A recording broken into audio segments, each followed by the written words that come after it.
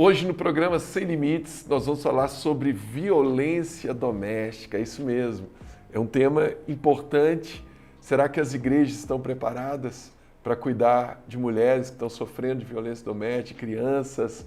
É um tema forte, atual e que você vai aprender um pouco como lidar, como ajudar, né, às vezes, ou como sair dessa situação. Solta a vinheta, vamos começar!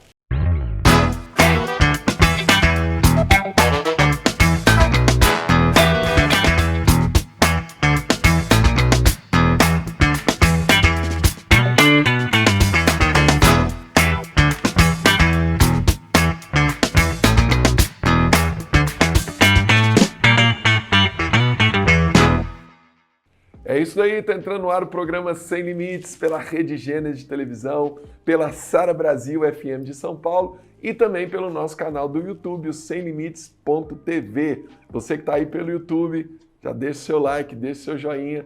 Não é inscrito ainda?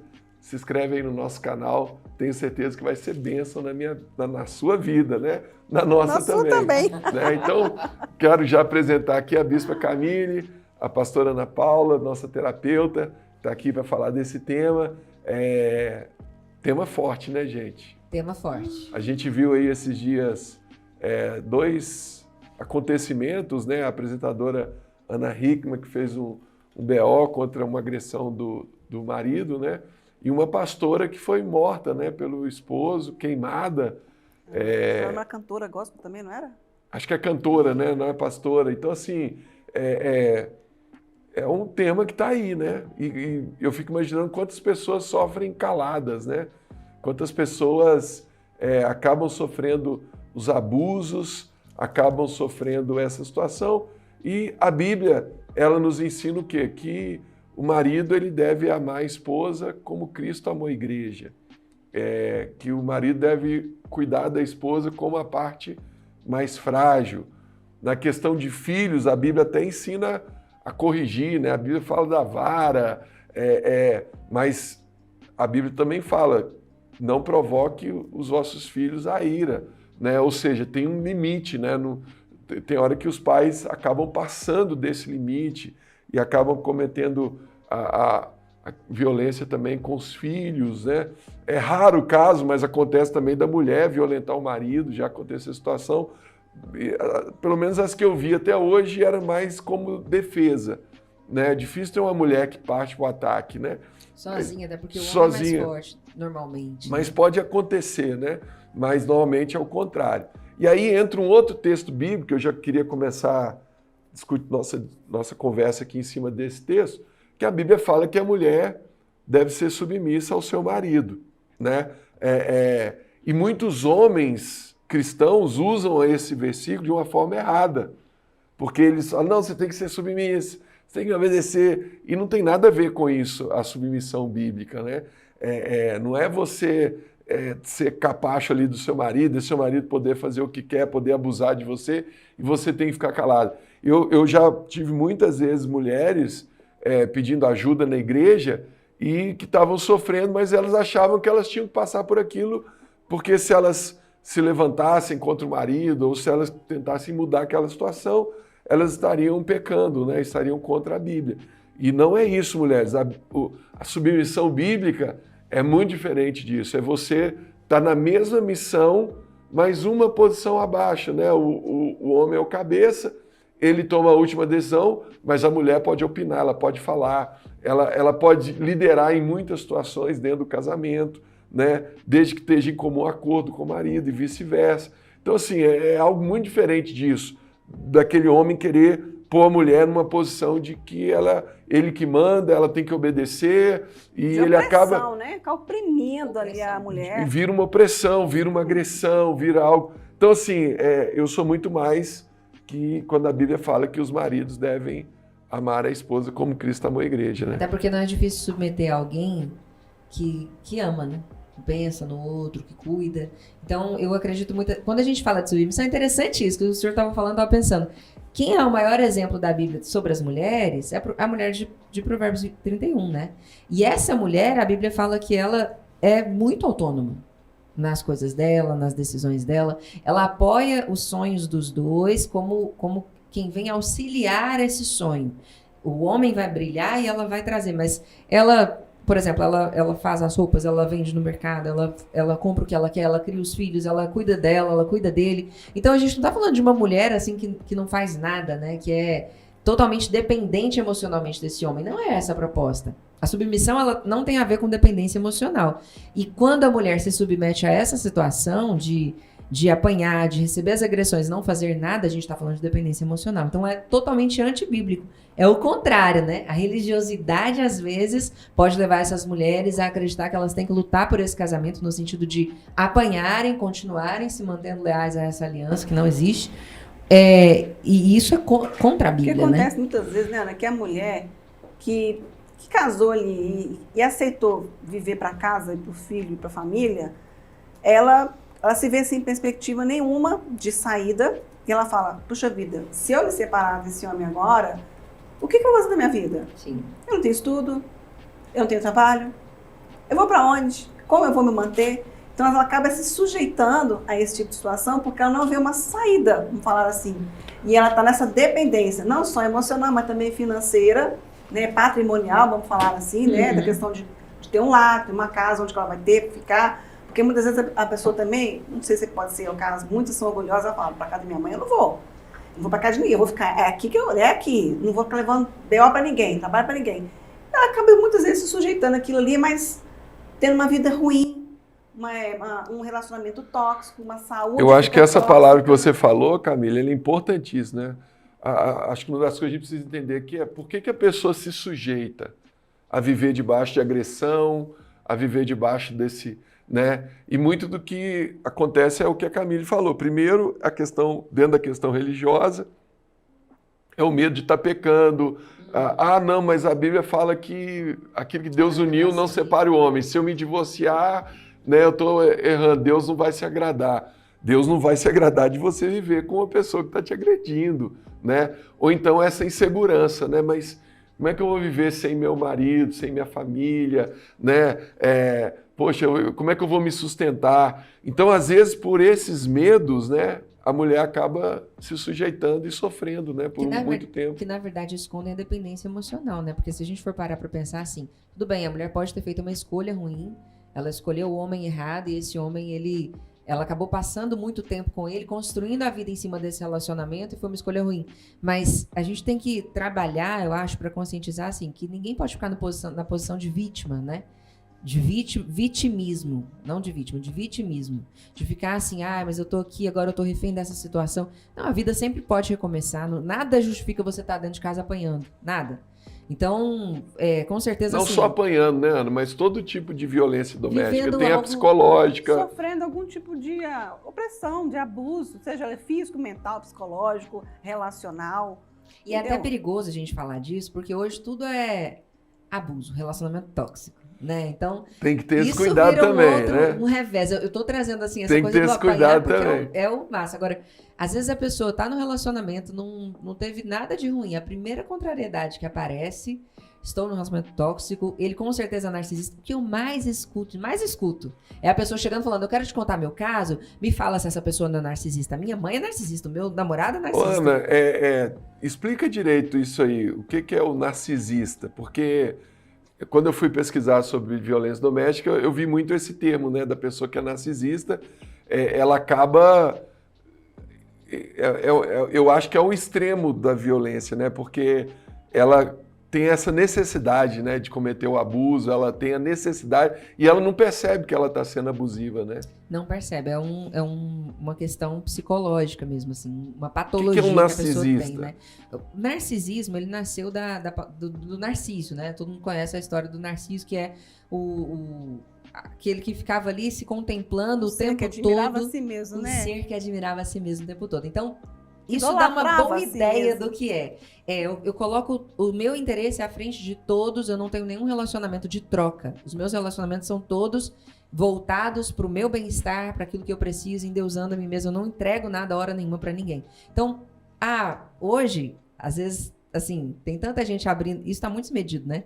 A pessoa abre mão de tudo que ela faz para poder entregar alguma coisa para o outro. Ou o contrário, ela não faz nada por ela, faz pelo outro, ela faz tudo pelo outro e não faz nada por ela. E aí, muito constante que as pessoas falam, fulana é narcisista. Não, gente, o narcisismo ele vai ser visto por um profissional, né? Autodiagnóstico não é diagnóstico. Então, o narcisista é muito difícil se comunicar com ele, se relacionar com ele, porque ele vai manipular todas as situações para que, no fim, ele consiga aquilo que ele quer. E ele vai fazer isso porque ele idolatra a si mesmo, idolatra o bem-estar, idolatra tudo isso que está acontecendo. Então, é aí que mora o perigo disso, né? Porque o narcisista ele vai trabalhar com a manipulação e a pessoa que está sendo manipulada dificilmente percebe. Porque ela está no relacionamento de troca. Mas o narcisista vira o jogo. Então é assim, eu, sei lá, tô aqui trocando mensagem própria com alguém. Aí meu namorado chega e fala... Aí ele chega e mexe no meu celular. Ele fala, você tá trocando mensagem com essa pessoa? E eu falo, você mexeu no meu celular? Como assim você mexeu no meu celular? Que absurdo, eu não tolero isso. E aí a pessoa que foi traída começa a se sentir culpada e ela que é errada, ela vira errada, né? Então o narcisista é um especialista em virar o tabuleiro, né? E isso a gente precisa tomar cuidado, porque as vítimas de agressões, de agressões físicas, que a gente vai falar do ápice aqui, né? Elas estão diante de alguém que faz muito bem isso, né? Exatamente. Vamos chamar o primeiro vídeo da internet, é o pastor Cláudio Duarte falando sobre esse tema e a foto falando, né, da cantora lá que foi morta, né, vítima de um abuso, de uma agressão, de uma violência doméstica. Pode soltar. Aprenda a colocar a gente no devido lugar. O dia que alguém gritar com você pela primeira vez, avise para ele, você atravessou a fronteira do relacionamento que eu estabeleço. Vai embora. Volte para o outro lado. Escute o que eu vou falar. Nenhum homem bate na mulher de primeira. Ele empurra primeiro, xinga primeiro, porque ele quer medir o seu nível de tolerância. Aí você se decepciona com gente e vem para a igreja. Ah, Senhor, se o Senhor pode. Jesus sabe que quem vive uma situação dessa há muito tempo, provavelmente já está com a fé esmorecida, já está com as forças abaladas, porque ele sabe quem você é. Quanto tempo você está lutando para alcançar o que você quer? Você está parecendo Sansão, fazendo força, empurrando moinho, sem sair do lugar, sem ver resultado nenhum. Mas sabe qual é o grande problema? É que a maioria dessas decepções vem dos nossos relacionamentos interpessoais. E aí, quando nós vamos estabelecer um relacionamento divino, nós tratamos Deus com a mesma desconfiança que tratamos os outros. Não é assim, não. Por mais decepcionado que você esteja com gente, Deus não é homem para que minta, nem filho do homem para que se arrependa. Aprenda a tratar isso. Amém? Olha aí, né? Que forte nessa palavra e sendo prático aqui, né? Quem está nos assistindo, qual que é a nossa expectativa aqui ao falar desse tema? Primeiro, se eu identifico alguém que está sofrendo violência doméstica, eu tenho a obrigação de tentar ajudar essa pessoa de alguma forma, né? Então é aprender a identificar. Segundo quem ainda vai entrar no relacionamento. Peraí, se tem a possibilidade desse relacionamento se tornar um abuso, ter violência, porque os sinais a pessoa já dá antes, né, Ana? Todo mundo que passa por violência depois fala, nossa, lá no início essa pessoa mostrava isso. É verdade, aquele dia me empurrou, aquele dia gritou comigo, né? E aí, qual que é a saída? A saída é o que o pastor Cláudio Duarte falou ali agora, é colocar limites. Colocar limites. Então, por exemplo, eu sei que se um dia eu encostar a mão na minha esposa, acabou, ela vai pedir o divórcio, ela vai se separar de mim, ela não vai ficar passando por aquilo.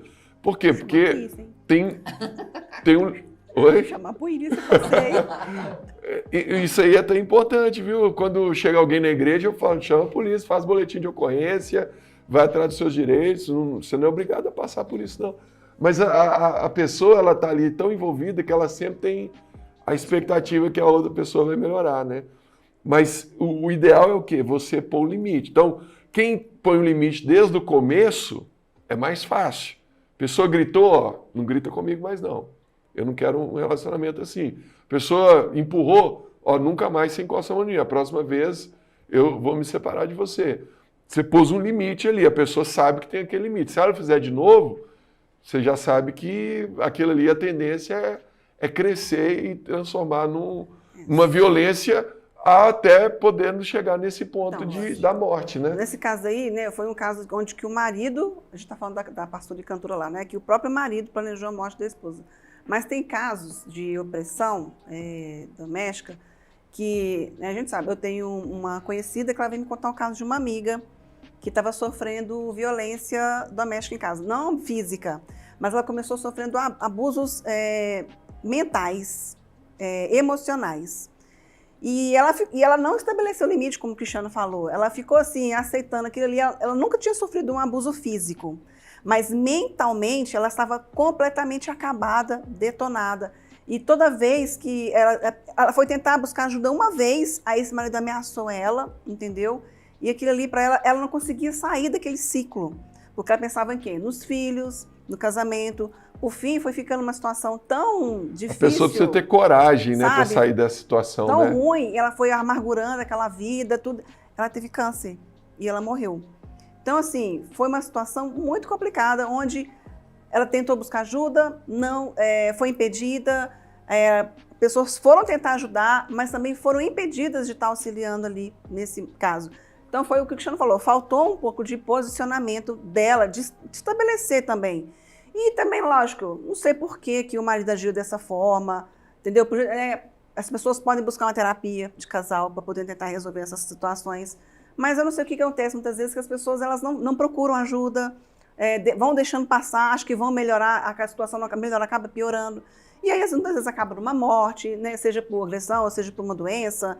Enfim, o que a gente sabe é que a pessoa foi ficando mal, e aquilo ali vai deixando ela mal, até que não tem mais força para fazer nada. É aquela coisa, né? Para a vítima tem salvação, para o vitimista não. O vitimista está sempre procurando que alguém venha salvá-lo. Bom, eu não consigo sair daqui, eu não consigo fazer um boletim de ocorrência, eu não consigo contar para alguém o que está acontecendo, eu fico só aqui sofrendo e definhando até acabar tudo que tem dentro de mim de vida. Agora, a vítima não. A vítima tem chance. Então, eu não posso controlar o que o outro faz comigo, mas eu posso controlar quantas vezes eu deixo isso acontecer comigo, né?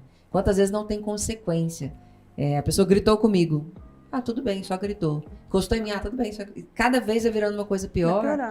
E quem tá dentro não sabe mesmo. Então, o nosso papel também perceber. E a pessoa, gente, né? Que ela já está envolvida. Ela já, no começo, ela não colocou os limites, ela foi deixando aquilo ali acontecer. E como que ela faz para sair disso? Acho que o primeiro passo... tem muitos passos que a gente pode pensar aqui, né? Mas assim, essa pessoa tá vazia de autoestima. Então, procura um psicólogo, procura alguém que vai te ajudar a se restabelecer. Algo que é legal de fazer. Se tem algo que você gostava de fazer antes desse relacionamento, investe nisso. Eu gostava muito de fazer isso aqui que é meu. Onde é o mundo que você é você? Você não é você com o outro. Vai para esse mundo, para esse lugar. E o segundo passo é procura alguém conta, urgente, né? O máximo que você procurar ajuda, né? Eu falei, ela procurou ajuda, mas ela não pode ter ajuda porque o marido não deixava. Esse é o grande perigo, porque ele normalmente é assim. Ele oprimia, ameaçava ela. Se eu tô dentro de um... E toda vez que ela tentava buscar, ele ia lá e não deixava. Ela ficou presa nesse ciclo aí, entendeu? Ela não conseguiu sair desse ciclo. Todo abusador, a primeira coisa que ele vai fazer é te afastar das outras pessoas que podem te salvar desse lugar, né? Que podem te dizer, acorda, você tá vendo um absurdo. Então, tem amigos. Ninguém nasceu para se relacionar com uma pessoa só. Ninguém. Pode ser seu cônjuge, seu pastor, Não é. Você tem que relacionar com muitas pessoas. Isso é o saudável. A Bíblia diz que na multidão de conselhos há sabedoria. Então, não é para sair contando a sua vida para todo mundo, mas escolhe algumas pessoas da sua confiança, conta o que está acontecendo, algumas pessoas que você admire, que você veja que essa pessoa tem... Poxa, eu gosto do casamento dessa pessoa, eu vou falar sobre o meu casamento com ela, porque é um exemplo para mim. Eu gosto do jeito que eles se tratam, eu gosto do jeito... Encontra essa pessoa. Tem alguém no seu círculo. Se não tem, vamos achar um círculo. Acho que a pessoa tem que ter coragem, Ana. Ela precisa ter coragem. É uma decisão, né? É uma decisão, porque falar, não, eu não quero pessoa, mais ver dessa forma. Falando, ela tentou, mas ela submeteu aquilo ali. Faltou coragem para ela, acho que foi isso. Porque, assim, ela é uma pessoa maravilhosa, né, que aparentemente a gente já sabe que tá tudo bem, mas estava sofrendo, estava debaixo desse jugo, sabe? E acho que faltou isso, faltou coragem, faltou decisão, faltou ela pensar nela, entendeu? O grande problema nos relacionamentos é que, às vezes, a gente aceita a culpa que é atribuída a nós. Então, a pessoa erra comigo, eu vou falar que ela errou, ela vai se justificar dizendo onde eu errei. E nunca um erro é unilateral. Normalmente eles têm as duas partes, né? Mas eu começo a acreditar que o meu erro foi tão grave quanto o que a outra pessoa fez. Né? O meu marido tá me maltratando, mas tudo bem, porque realmente eu sou uma péssima esposa, porque eu não percebi que ele queria algo na hora que... Enfim, motivos horríveis, né? Assim, que não tem nada a ver. Mas eu começo a achar que tem. Então, a troca, ela é muito saudável. E às vezes o que eu acho que a pessoa, né, que o opressor, o abusador, ele tenta fazer as coisas, manipulando umas coisas, de jeito que faça com que ele não tenha culpa nenhuma. Porque eu lembro quando esse caso dessa pastora que o marido matou, ele participou de um podcast, não sei se alguém viu, ele perguntou para a entrevistadora assim, mas você acha que uma mulher que está passando por uma situação de violência doméstica, ela não tem que primeiro colocar a situação diante de Deus? Ele perguntou isso para a moça que estava fazendo o podcast com ele. Aí ela falou assim, colocar a situação diante de Deus? Que isso? Não existe colocar a situação diante de Deus. Ela tem que partir para uma coisa mais séria. Aí ele falou assim, mas se o pastor falar com ela, não, vamos orar, irmã, vamos colocar isso diante do Senhor, o Senhor vai mudar seu marido. Aí ela falou assim, olha, eu chamei a polícia para ele, eu chamei a polícia para o meu marido e para o pastor dele. Falou, não existe isso, entendeu? Se a pessoa está sofrendo a violência, vamos orar. Essa é uma pergunta que eu queria fazer, mas espiritual? Antes, vamos chamar o próximo vídeo da internet, e aí, na sequência, a gente responde essa pergunta. Será que a igreja está preparada para ajudar as pessoas que estão sofrendo, né, esse tipo de violência? Mas vamos assistir o vídeo. A violência psicológica e moral, ela é muito traumática. Traumática a ponto de incapacitar a mulher. Você não serve para nada, você é inútil, você me trai, você está gorda. São todas as violências verbais que minguam a sua autoestima. O homem faz a mulher acreditar nessa mentira, justifica a traição na rua sob o argumento de que a mulher dentro de casa é imprestável para vários aspectos. A mulher compra essa mentira, entra no meu escritório, tentando justificar a culpa que carrega por talvez estar acima do peso, por talvez ter deixado um copo sujo quando o marido chegou em casa. Essa violência é nefasta, tão nefasta quanto as outras, e é muito difícil da mulher sair dela.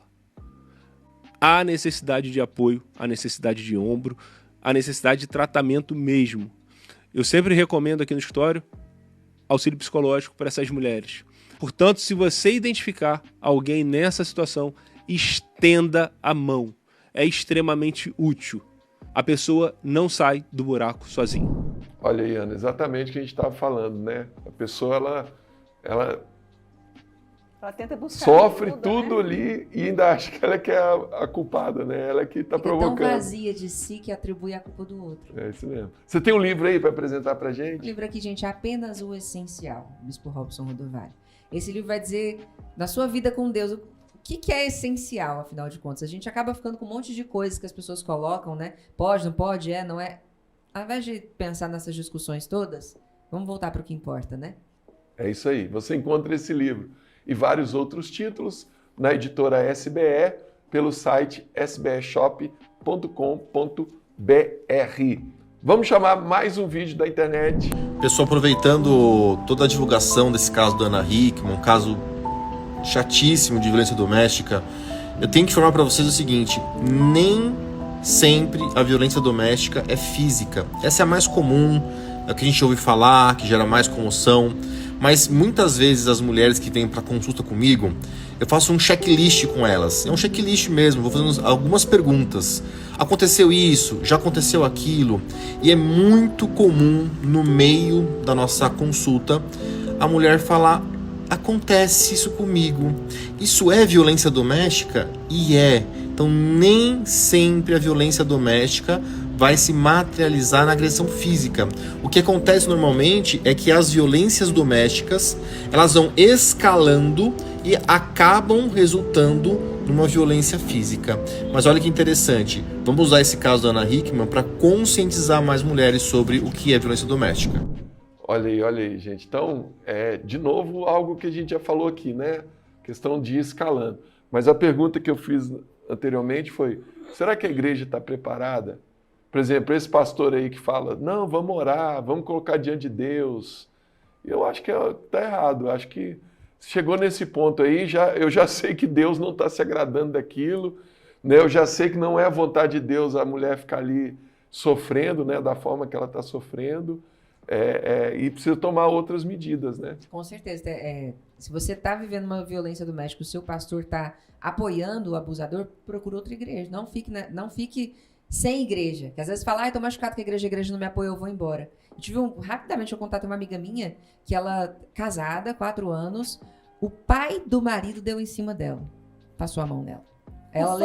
O sogro dela. Ela levou para o marido falou que era mentira. Levou para a esposa do marido, para a sogra, ela disse, você tem que entender, ele é assim mesmo, tem que relevar. Aí ela pegou e se separou. E levou isso para a igreja dela. Falou, olha, eu estou me separando. E ela foi proibida de tomar ceia. Por causa disso. Então, porque ela é errada, porque ela se divorciou. Então a gente porque precisa não era um adultério, né? Isso. E aí ela tá cada vez... As amigas do mundo estão abraçando. Então, é muito difícil isso, né? Então, tem que ter sabedoria, né, gente? E conhecer o nosso Deus. Eu sei que, né, tem gente que quer ser legalista, seguir a Bíblia ali ao pé da letra, mas eu conheço o Deus que eu sirvo. E eu sei que Deus vai manter a pessoa casada no papel ali, sofrendo abuso. Essa nunca vai ser a vontade de Deus, né? Então, assim, claro, mas já vão partir para o divórcio? Às vezes tem uma saída. Às vezes não é um caso extremo, né? Se estiver no começo, né? É possível ter um diálogo, é possível sentar e dar uma chance para a pessoa, né? Mas eu recomendo uma chance só, né? Se pisar na bola, porque realmente é uma coisa muito séria que pode terminar de uma forma trágica, né? Gostou do nosso programa? Deixe seu like aí, deixe seu joinha. Não é inscrito ainda no nosso canal, já se inscreve aí, né? Você vai receber muito conteúdo bacana aí para edificar a sua vida, tá bom? E você quer conhecer uma igreja Sara Nossa Terra mais perto de você? Como é que faz, Aninha? saranosaterra.com.br, clica na aba Igrejas, e ali nós temos todos os nossos dias e horários de culto para você poder acompanhar e participar desse momento tão único que é o culto, né? E você que está aqui em São Paulo pode vir aqui na Rua Augusta, número 2027, todos os domingos, às 10 horas da manhã e também às 18 horas. Deus tem uma palavra de vitória para sua vida. É isso mesmo. Gente, obrigado pela audiência, pela companhia. Que Deus abençoe muito. Fica na paz.